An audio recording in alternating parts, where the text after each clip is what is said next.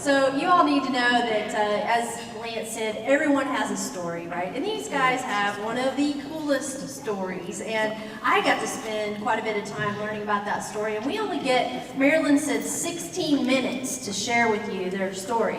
So we're going to start back. Bill, when you were born, I'm just joking. 81 years ago, you want to hear the whole thing? Yeah, we do. We're going to fast forward, though, a little ways, okay? So what we're going to start with is a chapter in you guys' book that I'm going to call In Sickness and in Health. Both of you were married, and prior to your current relationship, and we'll talk about that later, but when you were married before, you served as caregivers for your respective spouses. And so share with us a little bit about your experience. Bill, I'm going to have you go first with accessing resources that you needed when you were in that caregiver role. I moved here from New Mexico, lived up in the mountains in New Mexico, and my daughter lived here, and at the time my wife was beginning to have problems getting up and down the stairs. We had a 4-level house in the mountains, so we moved to Oklahoma City. I thought we were moving because of my daughter invited us to come and live closer to her. That wasn't true. We came here for medical reasons. In the spring of a little higher? There you go. In the spring of 2015, my wife started having problems with walking. And we went for a neurologist, and he misdiagnosed it. He called it CIPD, chronic inflammatory debilitating polymyopathy. I'm proud that I can remember that. That's pretty impressive. Anyway, it got progressively worse, and we went from one wheelchair to another, and she still was not doing well, so we went to Dr. Beeson at Integra South. He's at the MDA clinic here. It's the only MDA clinic in Oklahoma. He looked at the test results that had been done. He says, you have ALS. My wife did not have the symptoms that you may have read about or know about with not being able to breathe or eat. Hers was all in her legs. She could walk, and her pain in the legs was pretty severe. So we ended up with another wheelchair, and I'm sure you've seen them, the kind with the big stand and everything. They're mobile. A couple different mobility vans, ended up with a full mobility van in the end, so she could drive up the ramp and we could get back and forth to doctor's visits, which actually we'd go to the doctor every 3 months, and he would say, well, can you breathe? Yeah. Can you eat? Yeah. Okay, go home. Nothing they can do for you. Now, Bill, hang on, I'm going to stop you, because during all this time, when you're finding these resources, you were kind of doing this on your own, weren't you? Yeah. Well, it got to the point where I needed home health care. Had no clue where to go. I mean, I'm new to Oklahoma City. Yes, my daughter was here, but she did not have the connections that I needed. So we found someone, but I really would have loved to have had a resource where I could have gone and found out some information about home health care and who was available, and like Villages, with a recommendation from someone else that had used them. And I'll make this story short. She ended up on hospice care, had the same problem. Where do I get hospice care? We got hospice care, yes, but it was through the hospital, because that was the only one I knew. If I had been associated with Villages at that time, I probably could have had a choice on what hospice care I was going to use. You know, hindsight's 20/20, isn't Yeah. it, Bill? Right? When we talked to Dr. Beeson, the life expectancy on an ALS patient is 3 to 5 years. We moved here in November 2014. She died in December 17, 3 years. And you know, it's a terrible disease, not curable. There's nothing they can do for it. So that's how I ended up on my own. Yeah, and so you and your daughter and your family, you navigated all these things on your own. And, you know, we talked about Villages, and if you had known about a Villages program during that time, how much time, energy, effort, and hardship that might have saved you, right?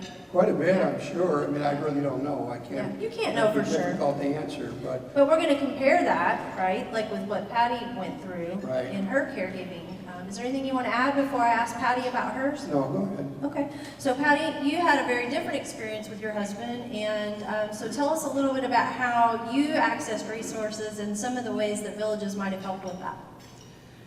Well, actually, we moved here in 2017 because my children lived here, and they had told, my husband was diagnosed with Parkinson's, and they said, you know, you need to be closer to us, and so we moved here then, and he could get around on his own, but he took a lot of falls, and so I had to be wherever he was at. That's where I had to be, just to make sure he didn't fall and, you know, needed help. And then when we moved over here, the neurologist said, no, he doesn't have Parkinson's, and I can't do anything to help him. And so he kept falling, and at one point, the beginning of 2018, he developed the flu, and he took a bad fall. And through that fall, it affected his internal organs, and his heart started failing. And but my son, actually, villages hadn't yet started, but Marilyn was a good family friend. Yeah, this Marilyn, the one that was Yes. standing up here earlier. Right. Yeah. And so she was able to help us find some people who could help me, you know, like someone to stay with him at night, a couple of nights a week, so I could sleep. And then when he went into the hospital again and went on hospice, you know, but she was there to help. And actually, she had a notebook that was the beginnings of the gift, and so she gave us some of that information to go So through. she actually gave you kind of the prequel to the gift, Yes. didn't she? Right? Yes. She had an inside track, I'm just saying. Right? Right. So it kind of pays to know people who know things, Right. doesn't it? Yes. Anything you want to add about that caregiving experience? When did your husband pass, and how was that for you as it related to your kind of how you were connected?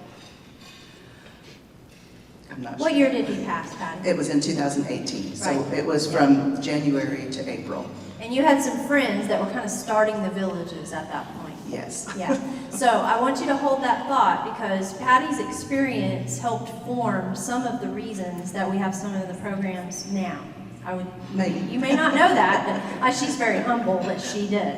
So I want to go to the next question, because both of you lost your spouses, right?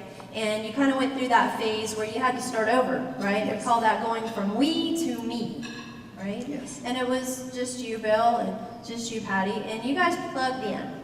And you, I'm going to start with Patty on this one, because Patty, you were invited to attend the gift program. Is that right? Or were you really invited, or was that Well, maybe actually, told?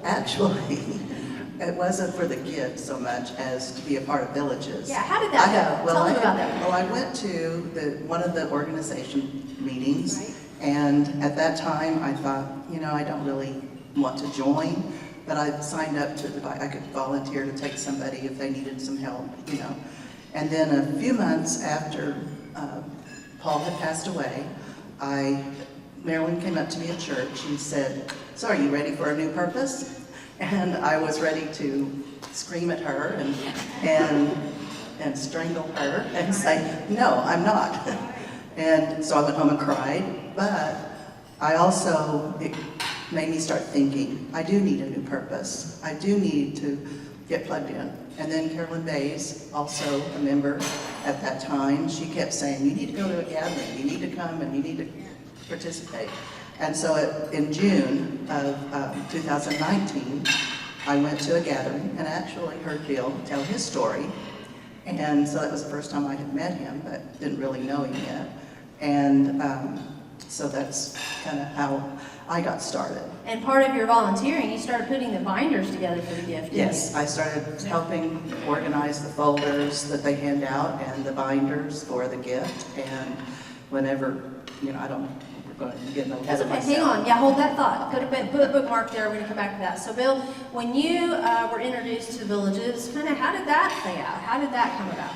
Well, it's a little bit different story because I had essentially been isolated for 2 years really after I moved here. With my wife's condition and everything else, I had really no social life. other than I knew a few people from church. So after my wife passed away, the first thing I did was join a Silver Sneakers group at the Gold's Gym, which I'm still in actually now. Because I can tell, you look great, by the way. That's because of the leader we have, and she's sitting over there, actually. Yeah. I just felt that being physically, at my age especially, to be physically active was something that was necessary. But after that came social. And yes, I had friends from church. I still have some very close friends. One of them is here also. He's also a member of Villages now. But you need to be involved. I mean, you can't be isolated. You can't be by yourself. So I had a friend at church. Mary Fleming was her name. She's since moved away to Arkansas. And she came up to me one day and said, "Bill, you're going to join Villages." Mary was a very forceful person, and she did not leave any question about it. And that's how I got involved. I joined and loved it, became involved in being part of the bookkeeping. I'm an accountant type.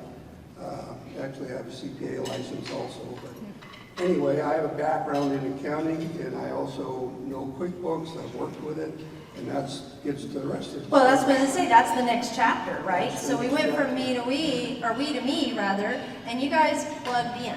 So you were introduced, you kind of waded in, right? You kind of waded into the shallow end. They're in the deep end now, I'm just saying. Matter of fact, I asked Chris one day, I said, "Isn't Bill on the board?" And he's like, "I don't think he's on the board." I said, "I'm pretty sure he's got to be on the board. He's at everything." And he said, "No, but he might as well be on the board because he's involved in everything." So tell me about this renewed purpose, living with renewed purpose. What is it that you're doing now through the Villages? What have you been doing with the Villages as a means of kind of creating that sense of community of purpose? Well, I didn't get to finish the story about the gift. Start there. That's where we planted the bookmark. Keep going. Because we actually were in the gift class together. Bill doesn't remember. But he doesn't remember me. I just happen to remember things, and I do remember It's him being because he there. was in the Silver Sneakers. Yeah, you were paying attention. So anyway, we did do the gift together, and that was very helpful for me, for him. You know, it was something we both wanted to do. And but also then during that time, Marilyn kept saying, "Well, why don't you do the deposit? Why don't you do the checkbook? Why don't you do?"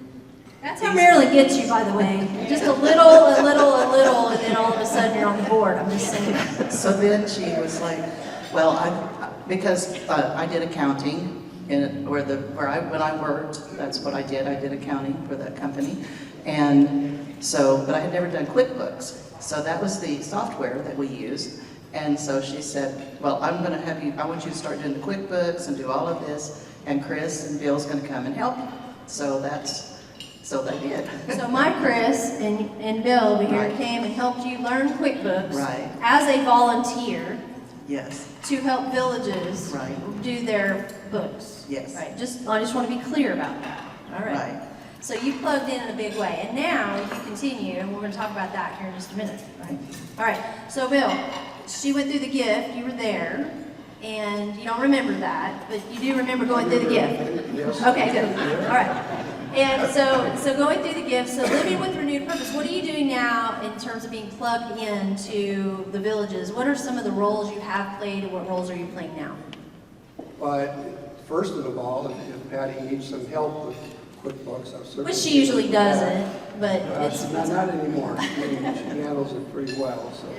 But I attend the board meetings. I'm on the finance committee of the board. Because of my background, it fits. So I'm there to help the board in whatever way I can, and Maryland and Villages with whatever they need in a way of financial understanding. You also facilitate the gift and I do co-facilitate. facilitate the gift classes when Carolyn asks me to. He also does the budget. Yeah, that probably is the major thing that I do now, is I prepare the annual budget with Maryland's help and other people. But I put it together, and then they use it during the year. So I'm still involved with Villages, as active as I need to be right now.